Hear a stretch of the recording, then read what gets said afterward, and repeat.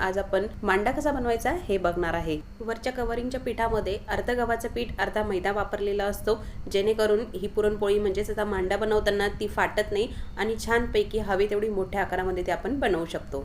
आणि ही कणिक खूप घट्टसर ठेवायची नाही, सैल ठेवायची आहे आणि पुरणाची सुद्धा कन्सिस्टन्सी तशीच ठेवायची आहे। दोघांची कन्सिस्टन्सी सेम जर असेल तर मांडा लाटताना किंवा तो बनवताना अगदी सोपं जातं। ते 2 उंडे घेतलेले आहेत आणि ते पुरीच्या आकारामध्ये लाटून घेतलेले आहेत। एका याच्यावर ठेवलेले आहेत भरपूर सारं पुरण आणि दुसरी लाटलेली पोळी त्यावर ठेवून ते छानपैकी सील करून घेतलेलं आहे। पुरणपोळी लाटण्यासाठी एका मोठ्या पोळपाटाला सुती कपडा बांधायचा आहे, जेणेकरून ही पुरणपोळी लाटताना पोळपाटाला ती चिकटत नाही, फाटत नाही आणि छानपैकी आपल्याला सरासर ती लाटता येते आणि फटाफट मोठी सुद्धा होते।